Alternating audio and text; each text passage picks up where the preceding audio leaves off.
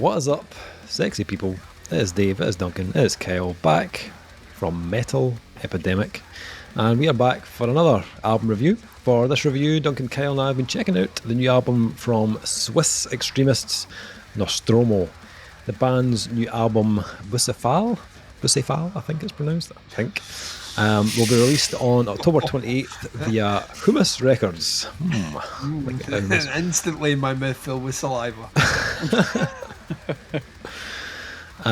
So, formed in 1996, the Swiss quartet are back with their first full length in over 20 years. Jesus. Ooh. We're old. They're older, right? Yeah. Oh, we're old because I remember you giving me a less than legal copy of a Nostromo. We're really sorry, right? Yep. We've been away for 20 years. Right, so that a less than legal copy from a band practice you gave me that, so... It would be actually. That would be. Was it 2002? I think would be the album I'm thinking about. Let me just double check that before I make an arse of myself here. Yeah, but it's definitely I think it was 2002. From back in the day, dude. Yeah, like it's definitely. But I remember, like we used to share. That was band practice. The first 10 minutes of every band practice was us basically passing. Yeah. Less than legal copies of albums to each other that we really liked, that we should listen to, and Nostromo was one of them. So, once again, the band brilliantly step out of their comfort zone to deliver a complex and violent opus, this time with a darker approach. Somewhere between Napalm Death and Meshuggah, Nostromo's skillfulness and fury hit the nail on the head. They toured relentlessly across Europe, live appearances alongside legends such as Slayer, Motorhead, Mastodon or Converge have fashioned the four juggernauts into a phenomenal live act. In the mid-2000s, Nostromo split due to unsolvable tensions within the band. They reunited 11 years later for an informal private show. Nice. A few pictures posted on social networks were enough to spark things off. Gojira jumped at the chance to invite them on tour. Before that, the Mighty Hellfest added them to their 2017 edition lineup. Galvanised with a substantial interest, Nostromo rose from the ashes and released their EP Narrenschiff in 2019. Nostromo recently inked a deal with Swiss label Hummus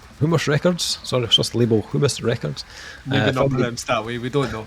Hummus, I don't know. Founded by the band Coil Guns, and announced the release of their fourth studio album, Bucephale, on October 28th. The album was recorded at Noise Palace Studio in Switzerland, produced by Nostromo and Rafa Bove, engineered by Rafa and Pedro Toms, mixed by Rafa at My Room Studio, and then mastered by Lad Agabekov. Okay, gentlemen. Nostromo, yeah.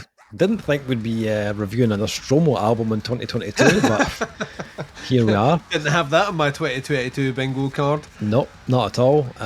As Duncan said, been a fan of this band for a long time, for like about 20 years. So excited to hear that they were back with a new full length. But I kind of feel sorry for Nostromo because they've been at this for over 25 years, on and off. And I don't feel like they've really got the recognition they deserve. Their sound was very ahead of its time. Yeah. Then. Yes, it was. Absolutely was. Yeah. They haven't had like a massive output of releases over the years, but they were always a band that were compared to like the kind of giants of the genre, you know, but never really given as much praise as those bands. Their EP in 2019 was really exciting because it was a great little taster of like what Nostromo were going to sound like at this point in their career. And it was good because a lot of people maybe hadn't really heard of the band before, you know, they'd had that long hiatus. So it was giving them like a little kind of teaser of, you know, what to expect. And you know, their tracks are often quite furious and short. So I don't think it's until you hear them in full flow on an album that you get the full kind of spectrum or the full effect of Nostromo. And this new album kind of expands on that EP, giving us more of the Nostromo sound on a kind of grander scale. I enjoyed the EP, but I think the tracks on this album deliver more of that kind of Nostromo personality. Again, you're getting all the sides of their sound, from that, the kind of contorted Meshuggah-esque kind of rhythms to the bursts of the savage hardcore and grindcore to a more kind of lethargic, dronier, kind of almost kind of post-metal vibe as well at times, and they blend it up perfectly. It's an album that constantly changes and twists, but I feel like they give you just enough of a hook or a riff that kind of brings it all back in and stops it from becoming really like overly messy. There's always like a segment or a passage that kind of allows you just to kind of enjoy the kind of groove as well. Although the album feels very unrestrained at times, it's actually very well constructed. It feels more precise than their earlier material. Like they have kind of refined certain aspects of their sound.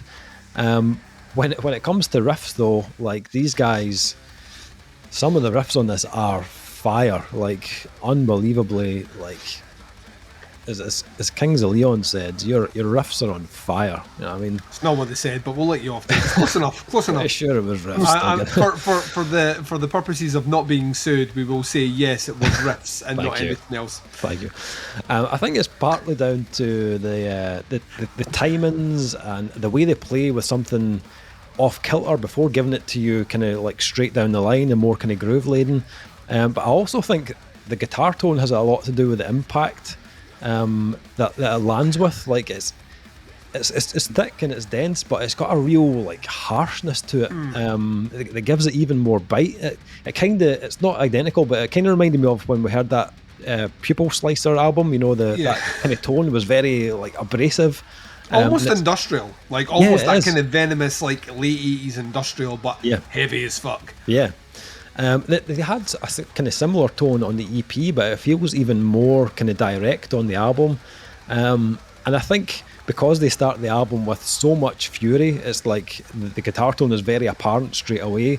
The first couple of tracks are just all out kind of savagery, just the most kind of bludgeoning elements of Nostromo thrown into those tracks. But what I loved is that the way they start to kind of bleed in something a little bit more melodic on track 3, in Praise of Betrayal. The vocals start to become a little bit more almost kind of post-metal in sound, and then towards the end of the track they bring in more kind of like a melodic lead line at the guitar, and that track kind of opens the door for more of those moments to kind of drop in.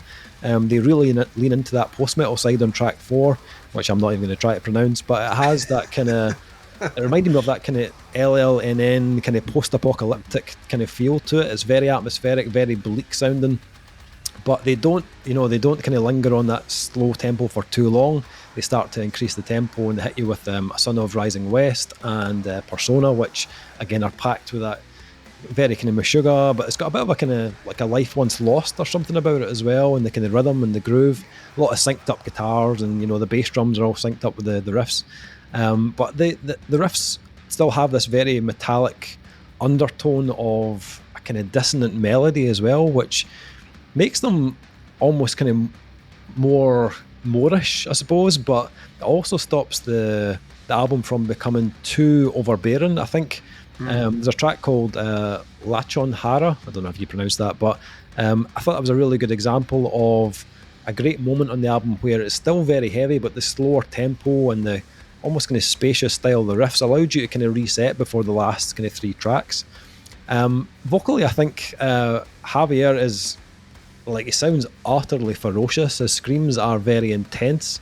I think it's probably the one area where you could maybe say it's maybe lacking in a bit of diversity. It doesn't really change much at all throughout the album, but it kind of suits what's happening around it. It's a visceral sounding album, so the vocals match that intensity really, and they've always been that way.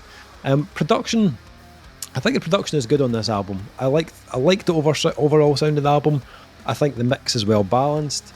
I love that you could hear that like kind of clangy kind of bass coming through as well. You really hear it on Realm of Mist, which is probably where it was most kind of noticeable, where you hear that real kind of girthy tone coming through in the gaps of some of the riffs. Drums are very, very punishing, very crisp. I think Maxime is a very underrated drummer. His playing is exceptional on this. I think the production, just this is a personal thing, I think it's a little bit too clinical sounding for me. It's quite a cold sounding album. And when you compare that to, if you go back to that 2002 album, I think it's Equilex, or I don't know how you pronounce it, but that album, but that album was it's very organic, a very kind of natural sounding recording. It felt a lot more human. This one feels a little bit more clinical in places, and I'm not sure that I preferred that to their older material or their older productions. But musically, this is what I wanted from Nostromo. It doesn't sound like a regurgitated version of their own material. This sounds new. It sounds like a revitalized version of Nostromo. And I hope like creating this album gave them that kind of fire back, and they want to keep doing this for more years to come, because they've got so much to give as a band. Like, considering they've been putting out albums for 20 years, at that level, it's crazy, man. But I enjoyed this. I really enjoyed this. It was what I wanted from Nostromo. What about you guys? Kyle, what did you make of this one? I like how it gets more interesting the further you go into the album. Like the first couple of songs didn't honestly catch me that well, not knowing so much about Nostromo, to be honest, as ever. So, but no, the first couple of songs were like, okay, yeah, I thought I knew what I was getting into, and I thought I knew what was coming. But no, they managed to switch it up in quite a few interesting ways. Nothing I can really latch on to, really. There was a couple of like bits here and there and a couple of songs, but it's like it took me a while to get into it properly. I think it took a couple of listens. It's a grower, this one, but worth the wait, I think, for most of it. I know it's like it's meant to be like ferocious, nasty, death metal-y kind of stuff the whole time, but I feel like it could have done with a bit more of a dynamic shift in like just a few bits. I felt like I was being bludgeoned almost all the time by ferocious riffs and pummeling this and nasty that, and it felt a little bit long by the end. I felt myself honestly just wanting to skip a couple of tracks towards the end, just like, oh come on, I just want to get it done with, right? But I mean, not knowing so much about the band, I didn't know what to expect, but they did keep my attention for most of it. So I mean, I did enjoy quite a lot of the, like on track 4, it like quietens down quite a bit in the beginning, and then it builds back up again, but then it never really does that again. It just keeps on, I mean, for my attention, it just kept on pummeling after that, and I was like, okay, well, and like you said, there was a little lack of diversity in the vocal, but I mean, it's death metal, so what do you want? So I felt like maybe it could have benefited a bit from that. I had the same sort of gripe as you with the production. It was a bit too much, a bit too locked to the grid and a bit too clinical, and I felt like a band like this probably would sound better, more natural, a bit more raw, not completely, but a little bit. I did love the fucking guitar tone though. That is absolutely just slices through your face, doesn't it? Yeah. And the bass is like, it's what we call the dangle tone. It's got that on the top end of it. Yeah. Loved it. It was just always there. Enjoyed it. So yeah, it wasn't like a hit and miss album. It was just sort of like, I enjoyed it, but honestly not my favorite death metal I've heard this year. But it's good for what it is. So I feel like the last song was probably my favorite, the closer, to be honest. Yeah. So, yeah. Okay. Duncan? I don't know. See, I really like the coldness of this. I think it really suits them. I actually think the colder vibe on this one is maybe more in keeping with that Meshuggah kind of tone. I mean, there's a precision. It's weird because the precision in the guitar playing, you would think overall would benefit like a more calculated cold sound, but the band themselves are a little bit more playful than that, where kind of is almost at odds, but it didn't bother me. Very much like yourself, I love the switch ups. I love the right, this is a really, really cool riff, and then the drums change underneath it, or just a small inflection changes the way that it plays through, and then all of a sudden you're getting something else. I also think as well, like, Nostromo are one of those, I think you're right when you said that it's a case of they don't necessarily get the recognition. Like, I was thinking about of this time period, like when you would have given me that album would have been about 2002. It's about the same time Polars come out by Textures, which is another band who criminally were underrated in their time, but are we doing these weird kind of interesting spins on the metal genre, which kind of felt fresh and almost on some level like raising them up to what should have raised them up to a bigger level of notoriety but listenerships had their Meshuggah, so that was it. Or they had their whatever the textures side of the equation would have been, and that was fine. And the ability for those bands to break through that and not sound instantly comparable. I mean, vocally, even his tone is of this kind of, it's like a harsher Meshuggah, you know what I mean? It's that one-dimensional element is what they do. Yep. Except what he's doing here is maybe of there's a kind of more ferocity behind it, which I think just adds to that sound. I think the greatest benefit on this is they don't overstay any of the songs. Yeah. Like, so some of them are a bit longer, but they're not composed in such a way where they ever feel like they went one step too far or one riff too long, but the kind of that precision and that almost clinical attitude to it works really, really well for it. And then, like you mentioned before, you get these moments where we flurry open into like lead work, specifically in the closing track, which is the longest. It's a lead segment in there which just adds so much more brightness to the sound, and it kind of almost feels a bit of a shame that there isn't more of that elsewhere on the album. But, and I'll get out of jail free on this one here, if they use it too much, it becomes a crutch that they're leaning on. So those elements stand out a lot more because the band don't use them too much. But it's cool to see that that's in their arsenal, you know, that they're there. I like the flow in the album. I think because it changes up so much, and because you're getting hit with so much rhythm and intensity, it really does shift things along. But it is a punishingly heavy album from start to finish. But then I was thinking about this. The previous album I listened to was a punishingly heavy album, so it's kind of cool about these bands that go away for 20 years and then come back and are just as intense as they were 20 years before. So it's not that they're scenesters or anything, that's just how they play music, it's just how they compose it. I think the world is a lot more interesting with Nostromo in it. I think they weirdly have released an album which isn't that far removed from what they were doing 20 years ago, but if anything sounds as modern and as relevant now as it did then, which is what I was saying at the start of the review, where I was like that, they were criminally ahead of their time. In the same way like a band like Sixth were criminally ahead of their time in that you gave it 7 or 8 years and then all of a sudden there was a lot of bands that started to appear that sounded kind of like Sixth and definitely like Nostromo. So I think they picked a great time to come back. Did they have to come back? Well, on the basis of this album, yes. It's a very, very, very enjoyable, very, very hard-hitting album. Doesn't overstay its welcome. It's composed really, really well. It clocks in under 40 minutes. What more can you ask for? Yeah. Agreed. There you go.